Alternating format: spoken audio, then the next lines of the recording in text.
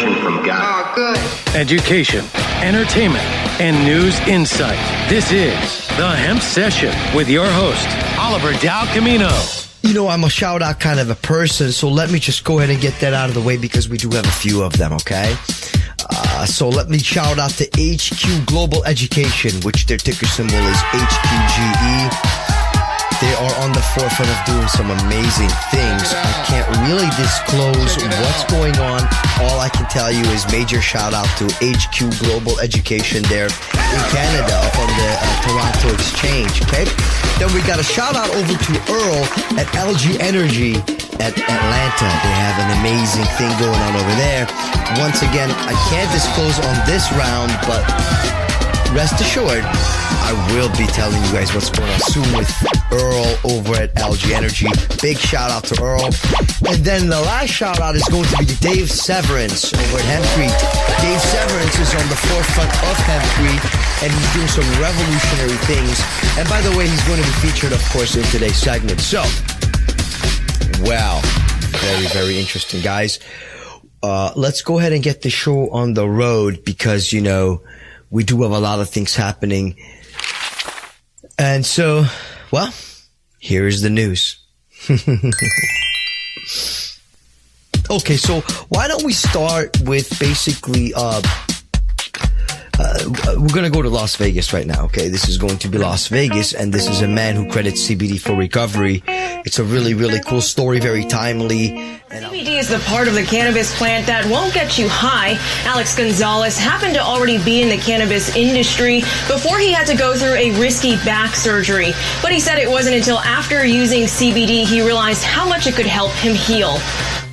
5 months ago, I started feeling tingling and numbness in my left shoulder. At 42 years old, Alex Gonzalez felt healthy. He loved working out, but couldn't get rid of the pain in his neck and shoulder, so his doctor ran some tests. When we got the results, they found a mass that was inside my spinal canal attached to my spinal cord. That was back in October. First thing I thought about was cancer. His doctors feared the same. Ouch, ouch, ouch. So just a few weeks later, Alex went under the knife. It was scary at first. Wow. Actually, throughout the whole procedure, it was very scary. Doctors told him the good news, it wasn't cancer. But they warned him his recovery may be rough. My surgeon thought that I was going to be in such horrible pain that I wasn't going to be able to move at all. I did mention to him that I was a little bit afraid of taking pain medication because all the addiction that's going on out there. That's when Alex turned to CBD. His results shocked doctors who originally told him he'd be stuck in bed for at least 2 months. I was able to walk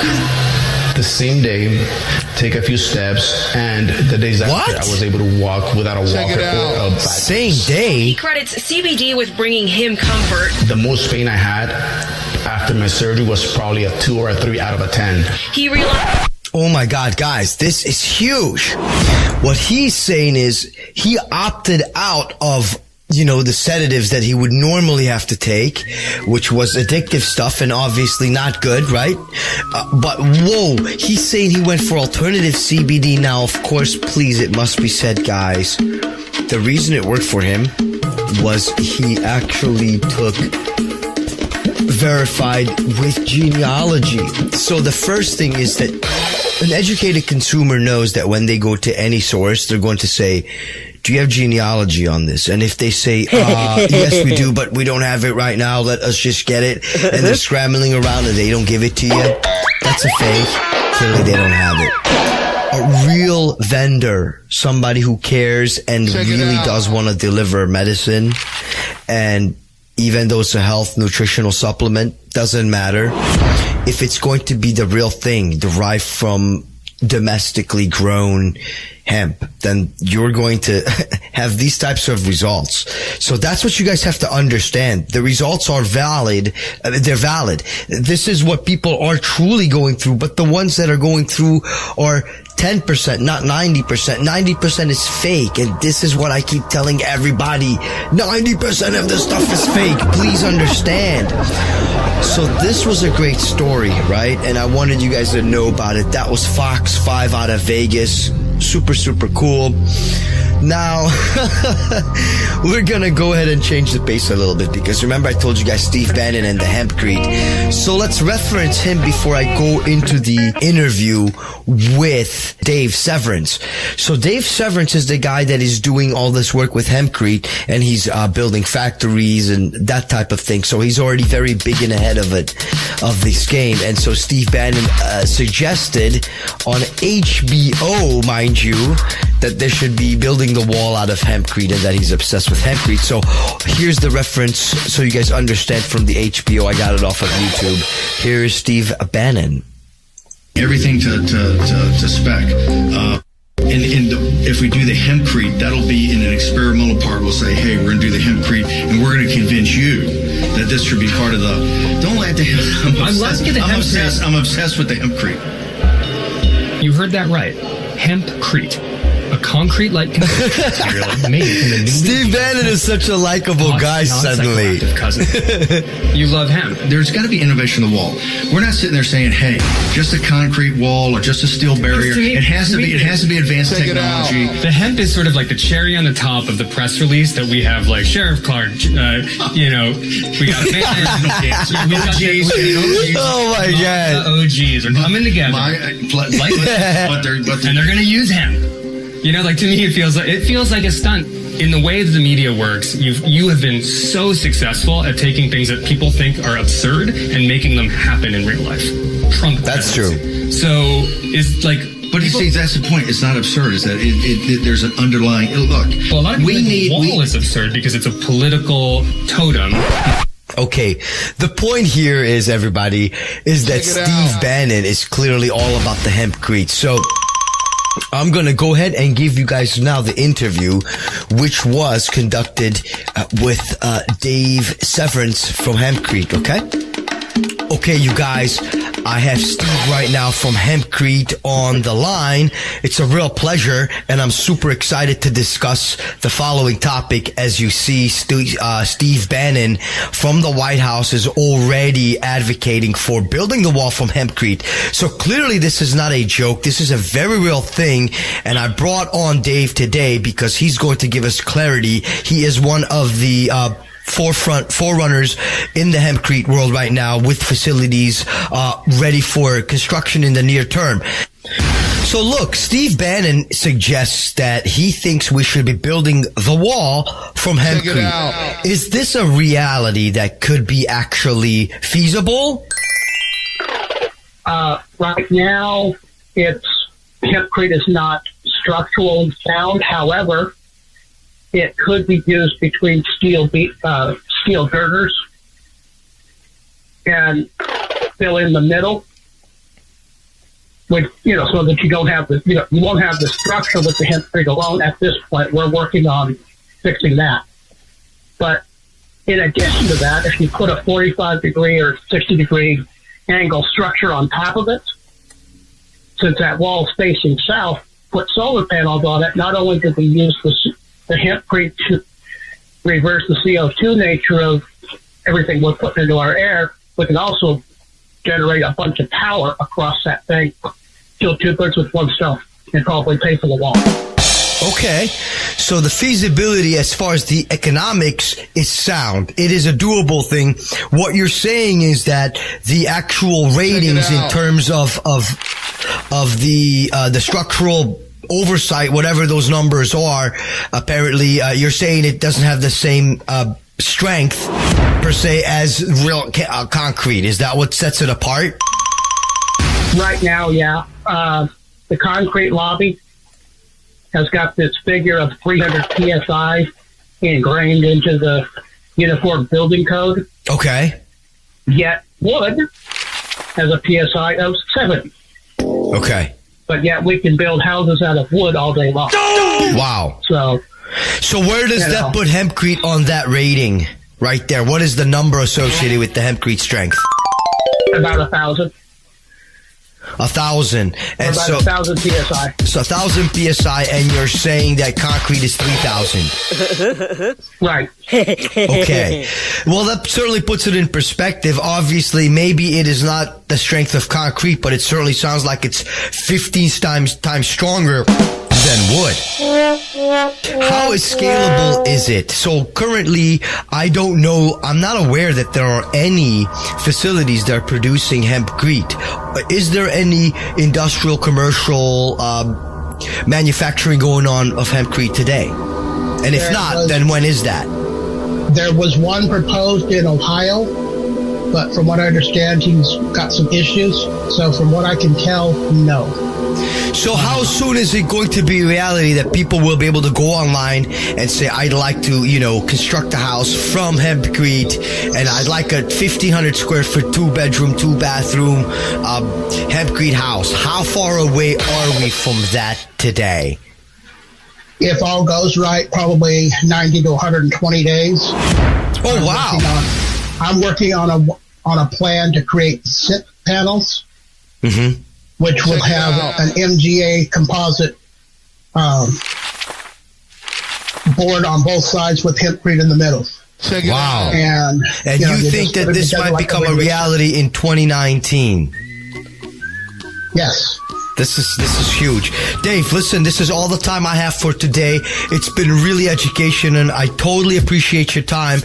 Thanks. I know you're really busy, and I really appreciate you taking it out. By the way, thank you so much for doing all this research. It's groundbreaking, earth-shattering, and I think that the world really appreciates it, and we can't wait to get involved. So clearly, we're going to make sure that, we keep up with you, and we'll get you back on the show in the 90 days as soon as you get closer to obviously telling us the good news. Not to mention a lot of work. All right, Dave. Have an amazing day, and we talk to you soon. Sounds good. Okay, now, guys, let's go ahead and talk about the boom in CBD products. So, this is what's happening, and this is CBS Sunday Morning. This is one of the most recent Sundays ones, so this was actually just like last Sunday or the Sunday before. But anyways, let's see what's going on here, because these have a lot of things to say. More and more states legalizing marijuana. Some folks are touting a cannabis cousin as a possible cure-all. Lee Cowan has the story of a budding business. It looks like pot, can be vaped like pot, even eaten like pot. But pot, it is not. It's called CBD, short for cannabidiol, a buzzy chemical compound that's on a real market high. Should just start off like a small bottle. Yeah. These guys. Yeah, you'll work your way up from there.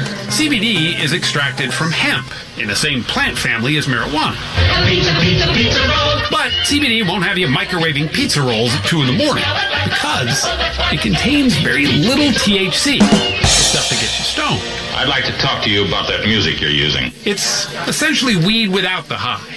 And those who swear by it say it's helping everything from arthritis to insomnia, anxiety to depression, maybe much more. It sounds like it's almost too good to be true. Yeah, and I think for some people it might be, but overall, people are finding at least some relief. It's at least taking the edge off, if not totally helping them out. At CBD Kratom in Chicago, sales associate Elijah Olson can barely keep the shelves stocked. It's monumentally overwhelming, just how many products there are. Bethany Gomez has been using CBD for her chronic pain. Here we're seeing it in everything from toffees to gummies and caramels. And by the way, guys, yes, just so you know, if you are taking great gummies with really truly quality derived CBD, once again, then you can enjoy it and it will relieve pain all day. So it's very much of a real thing. It has real medicinal value, more so than just health, nutritional, whatever you want to call it, right? It's a lot more than that. So the reason it's booming is because people do want to try it. And when you go to a good vendor, man, you will know the difference immediately. So you guys understand, we do right here at Hempsession have all of the authority. So because this is what I do for a living and I'm an accredited investor, that is part of my job. So I invest in the companies that really do push the envelope. I'm all about integrity. So I'm very much do my diligent research. And I'm very happy to share that with, prospective investors. Again, this show is not about that necessarily, but we will have segments where we focus on the investment side, because let's just make it very clear, abundantly clear, everybody. The money that's being made in this industry is you can't compare it to anything else. It's cryptocurrency, 2017, maybe 2016, and I was really on the forefront of crypto. I was there in 2011, so imagine how good it was if you got in then, right? Okay, so that's what the opportunities you have right here. Don't forget, we're all over the place also, right? So that was a really good one here. Let's go ahead and move right along. Just so you guys know, the hemp processor buys a Blue Marble facility in Missoula, okay? That plans to hire 40 new workers. This is really cool because it is a processing facility, and that is where the bottlenecks are happening. And I'm really hoping that these guys don't end up being like one of the other ones, which there is a really huge story out right now. This one is it right here. This one's coming from the Cleveland News, News 5, okay? Where they have a processing plant, and these guys essentially promised money, and they hired a lot of people, and that was the gimmick here, was that guys were gonna, do a lot of good for the local community by way of employing people at $17 an hour, which would have been a great alternative, because they were going to go ahead and, I believe, do something by retrofitting an old plant, industrial kind of a commercial kind of a plant. So here's the story on that. This is not cool, guys. That's why we're reporting this, because we don't just want to show the rosy things. I do want you guys to understand there are bad things happening. There are shenanigans out there. And of course, if we put the limelight on them, then hopefully we would dissuade future participants from this. So here we go. A forgotten building, a disadvantaged neighborhood, and a blossoming industry. A proposed hemp manufacturing facility in Cleveland's Glenville neighborhood seemed too good to be true, and some of its employees say it was. A federal lawsuit has been filed against the leader of the project by employees who claim they still haven't been paid. Ouch. So I first broke this story on Friday, and Jordan Vandenberg joins us with more on what he's found.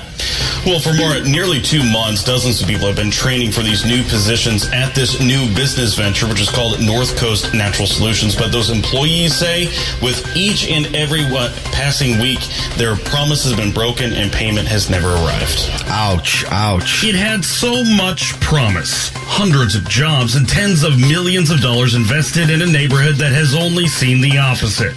It had so much potential. But instead, employees, both current and former, say it had so many problems. You feel angry, you feel depressed, you feel kind of like psychotic. I feel like quitting. Teddy McQueen is one of 2 people so far that have filed a federal lawsuit against Ty Williams and his companies, North Coast Natural Solutions and Level 5 Global. Last summer, Williams announced he and private investors would turn an abandoned industrial building and turn it into a manufacturing facility for products infused with hemp. 600 jobs were to be created and more than $20 million invested. But 600 weeks, the lawsuit claims that's a Williams huge number. has failed to pay his employees while they trained to work at the plant. The lawsuit claims Williams has also failed to pay the former VP of Human Resources a $25,000 signing bonus that she was contractually obligated to receive. I remember one time he told people, if you want to go to a payday loan, go ahead, get the loan, and I'll pay for it. So people were like, how are we going to go to a payday loan and we don't even have paycheck stubs to even show that we are working? We're supposed to be building a community, helping people get out of debt. You're going to put people in debt doing that. I mean, a payday loan is like an automatic 40-point drop on your credit score. According to the lawsuit, Williams told employees in mid-April that the bank could not process paychecks in a timely manner. Then Williams reportedly told them that he would give employees $150 for each day that paychecks were late. Then, on May 6th, the lawsuit states Williams told employees the bank could not print checks because, quote, the bank ran out of paper.